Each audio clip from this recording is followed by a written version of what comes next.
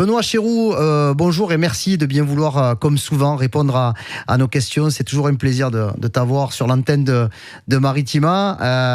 Je te dérange un petit peu pendant la trêve internationale parce que dimanche Tu me soir, il y déranges a... jamais, Karim. C'est sympa. Il y a un gros match, il y a un gros match dimanche. C'est un match très attendu par les supporters, les observateurs, les journalistes et les joueurs. C'est le fameux match entre l'OM et le PSG.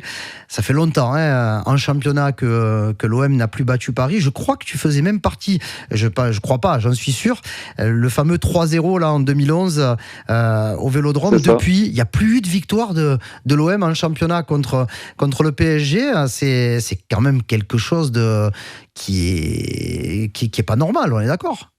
Bah, bien sûr que c'est pas normal. C'est sûr que c'est le match attendu, c'est le match de l'année pour tout le monde, pour les Marseillais évidemment, mais j'ai envie de dire encore plus peut-être par les Parisiens parce que ils ont 10 ou 15 points d'avance à chaque fois.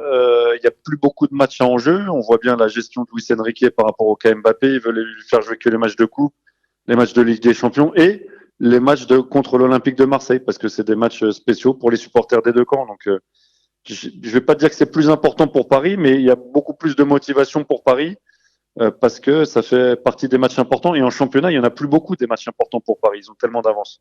Alors que pour l'OM, bon, bien sûr, je suis content que l'OM ait ses 3 victoires d'affilée pour avoir un meilleur visage quand même, avoir l'Europe à portée de fusil, pour avoir aussi cet objectif-là au-delà de ce match qui est symbolique, mais aussi les 3 points évidemment. Il y a une formule pour, même si ce ne sont plus les mêmes époques, plus les mêmes équipes, est-ce qu'il y a une formule pour essayer de battre le PSG? L'année dernière, l'OM l'a fait en Coupe de France, c'était sur un match, il n'y avait pas Kylian Mbappé, mais on se demande comment peuvent faire les Marseillais pour faire tomber ou faire au moins vaciller cet ogre parisien. Bah, comme tu le dis, hein, ce match de Coupe de France, c'était vraiment un très très beau symbole. Je pense que c'est la recette, c'est juste le cœur. Le cœur, jouer à 12 évidemment avec le stade Vélodrome qui peut avoir son impact sur cette rencontre. Que les joueurs se transcendent sur un match, tout est possible. C'était le match de coupe l'année dernière avec une belle victoire, avec la manière, dans l'envie et tout ça. Je pense qu'il faut retrouver ça. Et je pense que le coach en place, Jean-Louis Gasset, est capable de trouver les mots pour, même s'il n'y a pas besoin de grands discours, ces matchs-là, tout le monde veut les jouer, mais pour voilà cette extra motivation qui va faire que les joueurs seront capables d'être encore plus concentrés, pas plus motivés parce que ça j'y crois pas, ils y sont déjà à bloc, mais peut-être dans la concentration ou jouer un coup sur un coup de pied arrêté ou un petit truc magique sur une action. J'ai pas fait le décompte, mais tu as dû en jouer une quinzaine, toi, de classiques entre l'OM et le Ouais, c'est Paris ça. Ouais. Saint-Germain. T'en as gagné quand même pas mal, parce qu'à l'époque où tu À étais, l'époque, on gagnait. oui, vous en avez gagné au Vélodrome, vous en avez gagné au Parc des Princes. Est-ce qu'il y en a un qui te revient en mémoire un petit peu plus qu'un autre? Ouais, forcément, au Parc des Princes, quand on gagne 3-0 et que je marque le but du 3-0, c'était en 2010, je crois. Et en plus, la même semaine, je restais à Paris parce que j'allais à Clairefontaine pour rejoindre les Bleus pour la première fois, même si je suis pas rentré, mais j'étais dans le groupe. Et donc, c'était une semaine extraordinaire. Et mettre le but du 3-0 au parc pour éteindre le parc, c'est sûr que c'est quelque chose, un très très bon souvenir. Et beaucoup de personnes m'en parlent quand je les croise encore. Une petite question par rapport à toutes les blessures là, qui touchent l'Olympique de Marseille. On a des blessés longue durée comme Rongier, Gigot, Murillo. Là, il y a encore de très mauvaises nouvelles. Est-ce que tu penses que Gasset va pouvoir encore une fois sortir une formule magique? Franchement, je suis content pour ce qui lui arrive parce qu'il a été pas mal décrié par rapport à son âge, par rapport à ce qui s'est passé avec la Côte d'Ivoire, évidemment. Il a formidablement rebondi et ce qu'il a fait, c'est extraordinaire quand même, redonner ce visage-là à l'Olympique de Marseille. Ça faisait 2 saisons, que ce soit avec Sampaoli, avec Tudor, t'aimes ou t'aimes pas, mais il y avait de la vie dans ces équipes, il y avait du tempérament. Et là, ça s'était perdu depuis plusieurs semaines, voire plusieurs mois, avec les coachs précédents. Et Jean-Louis Gasset a réussi à redonner de la confiance, à remettre les joueurs au poste où ils se sentaient bien. Et je le sens capable, même par rapport aux blessures, de faire encore un tour de magie. On voit la façon dont il parle aux joueurs. Tu parlais d'Ismaïl Assar par rapport à son positionnement parfois, le faire défendre sans lui dire qu'il est vraiment piston ou qu'il doit défendre très bas. Meïté aussi, c'était le cas.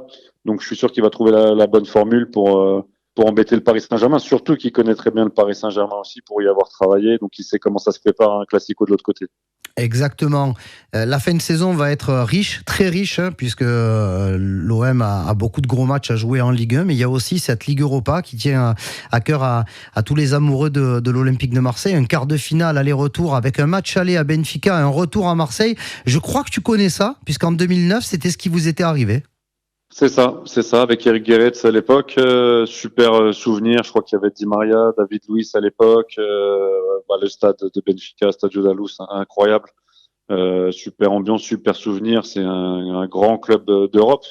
Et c'est sûr que on dit tirage compliqué et tout ça, mais quand tu arrives à ce stade-là de la Coupe d'Europe, c'est pour jouer des gros matchs et des grosses émotions. Et je suis content de pouvoir voir ça au Vélodrome encore très bientôt et que l'OM soit encore en Coupe d'Europe. C'est beau, malgré une saison un petit peu décevante en termes d'émotion. Là, la Coupe d'Europe, ça peut toujours faire des étincelles. On se rappelle il y a quelques années, évidemment, contre l'Atlético, cette épopée qui nous avait fait tous vibrer.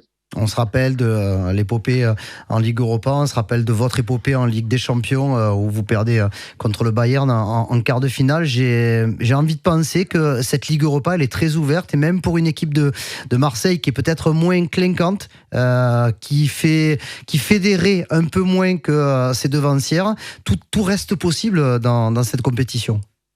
Ouais, je pense que c'est les matchs de coupe. Et Jean-Louis Gasset, tu parlais tout à l'heure de la façon dont il peut parler à ses joueurs et préparer son équipe. Et c'est des choses un peu spéciales. Ces matchs de coupe, aller-retour, Coupe d'Europe, c'est dans l'ADN du club. Donc c'est quelque chose de très important que tu peux pas galvauder. Donc tout comme le match contre le Paris Saint-Germain, tu peux pas être inquiet sur la motivation et sur la préparation de ce genre de match. Et nous, on est content d'assister aussi à ce genre de match.